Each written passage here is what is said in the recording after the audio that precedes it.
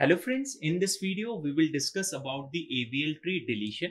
Last video में हमने discuss किया था AVL ट्री इंसर्शन। यदि आपने नहीं देखा है तो please watch last video, then उसके बाद में आप इस पर्टिकुलर वीडियो पे मूव करिए, क्योंकि AVL ट्री की प्रॉपर्टीज, AVL ट्री का इंसर्शन यदि आपको नहीं आएगा तो डिलीशन आपके लिए टफ हो जाएगा।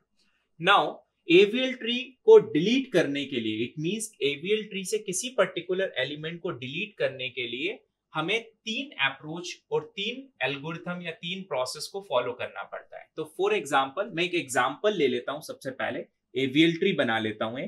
लेट अस अज्यूम मेरे पास में रूट नोड है 10, उसके लेफ्ट में मेरे पास में है 8, उसके लेफ्ट में है 2, उसके राइट में है 9, इधर मेरे पास में 12, इधर मेरे पास में कोई एलिमेंट है 11, इधर मेरे पास में है 15 और एक और कोई पर्टिकुलर नोड है 16। Now this is a perfectly balanced binary search tree और AVL ट्री। कैसे बैलेंस्ड है? बैलेंसिंग फैक्टर से चेक कर लेते हैं। Height of left subtree minus height of right sub tree 0, height of left sub tree 0 minus 1 हो जाएगा ये, क्योंकि height of left sub tree 0 minus height of right sub tree 1। यदि इसका बैलेंसिंग फैक्टर निकालें तो 0, यदि इसका देखें तो 1 माइनस 1 2, तो ये हो गया -1। इसका देखें तो 0, इसका भी 0, इसका भी 0। नाउ इस 10 का बैलेंसिंग फैक्टर चेक करें तो height of left sub tree 1 2, इधर कितना 1 2 3। हाइट की डेफिनेशन मैंने ऑलरेडी आपको बता के रखी है लास्ट वीडियोस में कि रूट नोड से लीफ नोड तक जो भी लॉन्गेस्ट पाथ होगा वो आपकी हाइट होगी। यदि आप राइट हैंड साइड पे देखें तो दो पाथ है, 1 2, मतलब एक पाथ आपका ये वाला है, दूसरा पाथ आपका ये वाला है। तो लॉन्गेस्ट पाथ हमें देखना है, तो लॉन्गेस्ट पाथ कौन सा है? ये वाला। तो 2 माइनस 3 कितना हो गया? -1। तो यदि आप देखें तो this is a perfectly balanced binary search tree और AVL ट्री। सो हमने बैलेंसिंग फैक्टर कैसे कैलकुलेट किया था? Height of left subtree minus height of right subtree equals to, यदि 0 -1 और +1 है मींस आपकी ट्री बैलेंस्ड है, अदरवाइज आपकी ट्री अनबैलेंस्ड है। सो अब इस पर्टिकुलर ट्री से मुझे किसी पर्टिकुलर नोड को डिलीट करना है। तो डिलीट करने के तीन प्रोसेस हैं यहाँ पे, मतलब तीन तरह से कोई भी नोड्स आपके डिलीट हो सकते हैं। एक आपका सबसे पहला वो तरीका है जिसको आपने बोला कि वो पर्टिकुलर चाइल्ड को मैं डिलीट कर रहा हूं, वो पर्टिकुलर नोड को मैं डिलीट कर रहा हूं जिसका कोई भी चाइल्ड नहीं है। इट मींस मैं डिलीट कर रहा हूं ऐसा नोड जिसका 0 चाइल्ड है, मतलब कोई भी उसका चाइल्ड नहीं है। तो इट मींस यदि 0 चाइल्ड है तो बाय डिफॉल्ट हम क्या बोलेंगे? वो लीफ नोड है। तो कौन सा हो सकता है? 2 हो सकता है, 9 हो सकता है, 11 हो सकता है, 16 हो सकता है। Now I want to delete, ठीक है। सो डिलीट करना चाह रहा हूं मैं 16 को। जब 16 को मुझे डिलीट करना है यहां से, तो सबसे पहले मुझे 16 को सर्च करना पड़ेगा। तो 16 को सर्च किया 10 से, तो 10 से ग्रेटर है तो राइट हैंड साइड पे आ गया, 12 से भी ग्रेटर है तो राइट में आ गया, 15 से भी ग्रेटर है तो यहाँ पे आ गया। नाउ मुझे अब यहाँ पे मुझे 16 मिल गया। नाउ जब इस पर्टिकुलर नोड को मैं डिलीट करूंगा तो सबसे पहली चीज मुझे ये देखना है 16 का कोई भी चाइल्ड नहीं है, ना लेफ्ट में ना राइट में। यदि कोई भी उसका कोई चाइल्ड नहीं है तो आप इस पर्टिकुलर 16 को इजिली डिलीट कर सकते हैं according to the binary search tree. Same rule जो बाइनरी सर्च ट्री में आप डिलीशन में फॉलो कर रहे थे कि पर्टिकुलर चाइल्ड को आप डिलीट कर सकते हैं उसको जिसका कोई भी चाइल्ड नहीं है। लेकिन बाइनरी सर्च ट्री में आपको बैलेंस नहीं करना पड़ रहा था डिलीशन के बाद में। यहां पर आपको डिलीट करने के बाद में पूरी ट्री को फिर से चेक करना पड़ेगा कि कहीं वो अनबैलेंस तो नहीं हो गई। यदि ट्री अनबैलेंस्ड हो गई है तो उसको अगेन आपको बैलेंस करना पड़ेगा, ठीक है। तो ये काम AVL ट्री में आपका एक्स्ट्रा बढ़ जाता है। बाकी सिमिलर है बाइनरी सर्च ट्री के डिलीशन से। नाउ 16 को डिलीट करना है क्योंकि 16 का कोई भी चाइल्ड नहीं है, तो 16 को मैं इजिली यहां से डिलीट कर सकता हूं। तो 16 को जब हमें डिलीट करना है तो मैं इजिली यहां से 16 को डिलीट किया जा सकता है, कोई भी प्रॉब्लम नहीं। बट 16 के डिलीट होने से ये सारे बैलेंसिंग फैक्टर में भी ट्री के आपके चेंज हो जाएं या ट्री आपकी अनबैलेंस्ड हो जाए। यदि ट्री आपकी अनबैलेंस्ड हो गई तो उसको फिर से आपको बैलेंस करना पड़ेगा। बट इस पर्टिकुलर केस में 15 को डिलीट करने से ट्री आपकी बैलेंस्ड ही है, कोई भी यहाँ पे उसको इंपैक्ट नहीं हुआ, क्योंकि 15 को यदि आप देखें तो इसके लेफ्ट में ना राइट में कोई भी चाइल्ड नहीं है तो 0 हो गया। 12 का लेफ्ट चाइल्ड 1 है, राइट चाइल्ड 1 है, तो ये भी इसका बैलेंसिंग फैक्टर 0 हो गया, तो कोई भी प्रॉब्लम नहीं हुई। नाउ अब मैं एक ऐसे नोड को डिलीट करना चाह रहा हूं, मतलब node which has one child, ठीक है, मतलब वन चाइल्ड वाला। तो एक ऐसा नोड हम डिलीट कर रहे हैं जिसका एक चाइल्ड है, ठीक। तो वन चाइल्ड वाले नोड्स इस पर्टिकुलर ट्री में अभी आप देख रहे हैं तो कोई भी नहीं है, ठीक है। मैं फॉर एग्जांपल एक और नोड यहां पे ऐड कर लेता हूं। लेट अस अज्यूम मैं यहां पे ऐड कर लेता हूं 12, यहाँ 10 आ गया, फिर से मैं यहाँ पे कोई नोड ऐड कर लेता हूं, लेट अस अज्यूम 20, ठीक है। तो अब इस पर्टिकुलर केस में मेरी ट्री की बैलेंसिंग फैक्टर हो गया 0, -1, और ये भी हो गया -1, और ये भी हो गया आपका -1। अगेन सिमिलर जो प्रीवियस था वैसे ही हो गया। नाउ इस पर्टिकुलर ट्री से मैं 15 को डिलीट करना चाहता हूं, मतलब एक ऐसा नोड अब मैं डिलीट कर रहा हूं जिसका एक चाइल्ड है, या तो लेफ्ट में चाइल्ड है या राइट में चाइल्ड है, कहीं पे भी कोई भी चाइल्ड हो सकता है, बट एक ही चाइल्ड होना चाहिए, हैज ओनली वन चाइल्ड, ठीक है। तो उससे क्या होगा इंपैक्ट, तो देखिए जब आप इस पर्टिकुलर ट्री से इस 15 को डिलीट करेंगे तो 15 का जो चाइल्ड है 20, इसकी रिस्पॉन्सिबिलिटी किसी को लेना पड़ेगा, मतलब इस नोड को मुझे किसी नोड से लिंक कराना पड़ेगा, ठीक है, क्योंकि आपको किसी नोड में इसका एड्रेस तो रखना पड़ेगा ना, किसी पर्टिकुलर नोड में, तभी तो उसकी कनेक्टिविटी बनी रहेगी, अदरवाइज तो वो कनेक्टिविटी आपकी डिस्ट्रॉय हो जाएगी। तो उसके लिए हमें क्या करना पड़ेगा, इसको एक स्टोरी की तरह समझिए। ये ग्रैंड पेरेंट है, ये पेरेंट है, ये चाइल्ड है। यदि पेरेंट फॉर एग्जाम्पल पेरेंट यहां से डिलीट हो गए, ठीक है, या फैमिली से कहीं चले गए, तो इस पर्टिकुलर पेरेंट, इस पर्टिकुलर चाइल्ड की रिस्पॉन्सिबिलिटी किसकी हो जाएगी, अब ग्रैंड पेरेंट की।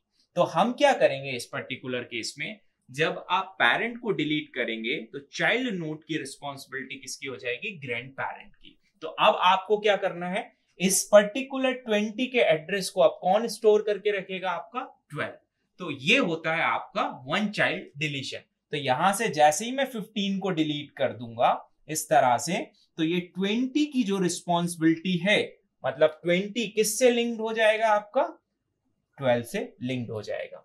अगेन सेम थिंग हमें दिमाग में रखनी है कि बाइनरी सर्च ट्री की जो प्रॉपर्टी है, ठीक है, वो प्रॉपर्टी फॉलो होना चाहिए, पहली चीज। दूसरी चीज जो बैलेंसिंग फैक्टर है वो आपका मेंटेन आपको करना है, मतलब ट्री को बैलेंस आपको रखना है। अनबैलेंस्ड है तो आपको रोटेशंस लगा के बैलेंस करनी है। नाउ ये 0, इसका बैलेंसिंग फैक्टर 0, इसका बैलेंसिंग फैक्टर 0। नाउ ये हमने दो रूल देख लिए। रूल नंबर 3 इज, मैं उस पर्टिकुलर नोड को डिलीट करना चाहता हूं जिस नोड के दो चाइल्ड हैं, मतलब लेफ्ट में भी चाइल्ड है, राइट में भी चाइल्ड है। It means rule number 3 is 2 child. तो दो चाइल्ड को जब मुझे इसको डिलीट करना है तो यहां पर दो एल्गोरिथम आपकी कॉल होती है। एक कहलाता है आपका first algorithm called is in order predecessor,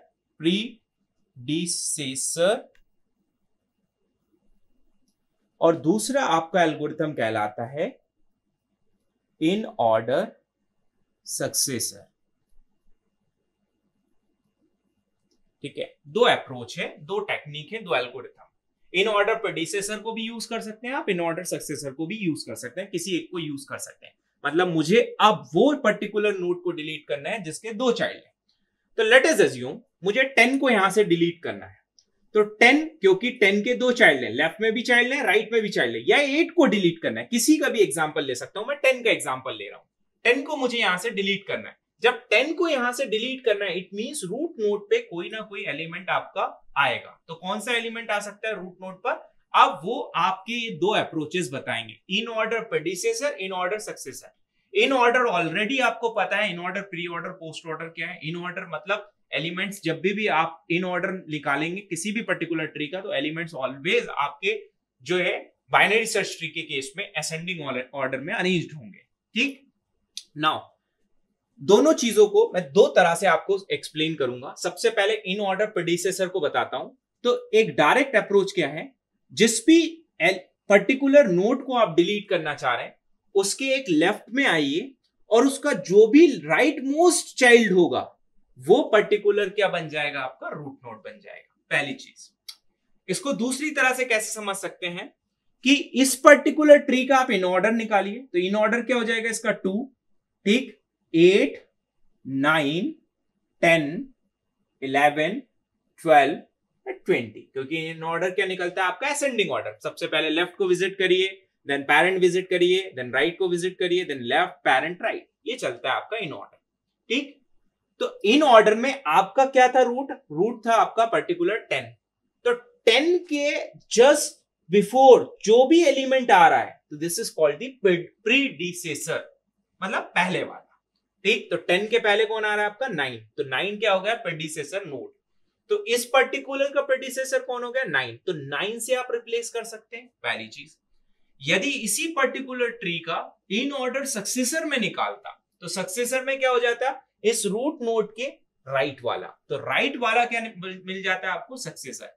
या दूसरा तरीका क्या है, रूट नोड या जिस पर्टिकुलर नोड को आप डिलीट कर रहे हैं उसके एक राइट में आइए और लेफ्ट मोस्ट जो भी चाइल्ड होगा वो इन ऑर्डर सक्सेसर होगा। ठीक है, मतलब ये भी हो सकता था कि इसके लेफ्ट में और भी चाइल्ड होते, तो जो भी लेफ्ट मोस्ट चाइल्ड होता वो इन ऑर्डर सक्सेसर होता। या इसको इस तरह से समझिए, जो भी नोड आप डिलीट कर रहे हैं, ये 10 को डिलीट कर रहे हैं, तो राइट हैंड साइड में जो भी आपका मिनिमम चाइल्ड होगा वो इन ऑर्डर सक्सेसर होगा, और लेफ्ट हैंड साइड में जो भी आपका मैक्सिमम एलिमेंट होगा वो आपका क्या होगा, इन ऑर्डर प्रीडिसेसर होगा। ठीक है, तो अब यदि मैं इन ऑर्डर प्रीडिसेसर या सक्सेसर इसमें लगाऊं, दोनों से मैं करके आपको बता देता हूं सॉल्व। यदि इन ऑर्डर प्रीडिसेसर में यहां पे यूज करूं, तो प्रीडिसेसर में कौन आएगा, 9, तो 9 कहां पे आ जाएगा, मेरे पेरेंट पे, रूट नोड पे। 9 से छोटा कौन है मेरा, यदि आप देखें तो 9 से छोटा है मेरा 8, और 8 से छोटा कौन है मेरा 2। राइट में कौन चला जाएगा मेरा, राइट में जो ऑलरेडी नोड्स है 12 है और 11 है, और कौन है मेरा राइट में 20। तो ये मेरा पर्टिकुलर बन गया। ठीक है, मतलब जब मैंने ट्री से 10 को डिलीट कर दिया तो ये मेरी फाइनल ट्री बनी। अब इस फाइनल ट्री में मैं ये चेक कर लूं कि बैलेंसिंग फैक्टर, ठीक है, तो बैलेंसिंग फैक्टर अपन कैलकुलेट कर लें। तो इस पर्टिकुलर केस में इसकी बैलेंसिंग फैक्टर की बात करें तो height of left subtree minus height of right sub tree कितना हो गया आपका, यहाँ पे +1। इसका बैलेंसिंग फैक्टर देखें तो ये कितना हो गया, 0, मतलब this is a perfectly balanced binary search tree. अब यदि इन ऑर्डर सक्सेसर के रिस्पेक्ट में मैं इसको सॉल्व करता तो क्या बन जाता मेरा, 11 मेरा रूट नोड पे आ जाता, ये 11 आ गया। 11 से छोटे कौन कौन है मेरे, ठीक है, तो 11 से छोटे मेरे हैं 8, 2, और 8 से बड़ा कौन सा है मेरा 9। 11 से ग्रेटर कौन सा है मेरा 12 और 20। तो ये पर्टिकुलर केस बन जाता मेरा किसके, इन ऑर्डर सक्सेसर के थ्रू, मतलब यदि सक्सेसर को मैं यूज करता। नाउ बैलेंसिंग फैक्टर कैलकुलेट करें, 0 0 0 0, दिस इज अ -1 0, तो ये कितना हो गया 2 - 2, ये कितना हो गया 0, this is a perfect balance. अब यदि बाय चांस ऐसा होता सिचुएशन कि मेरी ट्री अनबैलेंस्ड होती, ठीक है, फॉर एग्जांपल यदि मैं किसी पर्टिकुलर नोड को डिलीट कर रहा हूं, डिलीट करने से मेरी ट्री अनबैलेंस्ड हो जाती है, तो उस पर्टिकुलर केस में आपको यह देखना पड़ेगा कि कौन सा रोटेशन आप यूज करेंगे। वो कैसे आप आइडेंटिफाई करेंगे, जिस ऑर्डर में आपने इंसर्शन किया था उसी ऑर्डर में आपको उसको डिलीशन करना पड़ेगा, उसी ऑर्डर में आपको उसको नोड्स को, रोटेशंस को यूज करना पड़ेगा। So this is all about the AVL tree deletion. यदि इसके टाइम कॉम्प्लेक्सिटी की बात करें तो किसी भी पर्टिकुलर नोड को डिलीट करने का AVL ट्री में टाइम जो लगता है वो आपका ऑर्डर ऑफ log n लगता है। ठीक है, क्यों, क्योंकि या तो आप लेफ्ट में आएंगे या राइट में जाएंगे। यदि एलिमेंट्स आपके पास में ऑलरेडी ट्री आपकी बैलेंस्ड है, तो बैलेंस्ड है तो या तो हाफ एलिमेंट्स आपके इधर हो जाएंगे या हाफ इधर हो जाएंगे, या हाफ से थोड़े ज्यादा इधर थोड़े कम इधर हो जाएंगे। तो यदि वर्स्ट केस सिनेरियो देखें तो log n टाइम कॉम्प्लेक्सिटी लगेगी किसी भी एलिमेंट को डिलीट करने के लिए। So thank you so much. In next video we will discuss about the red black tree और questions based on a AVL tree, previous years RGPV questions and previous years GATE exam questions based on a AVL tree. Thank you so much.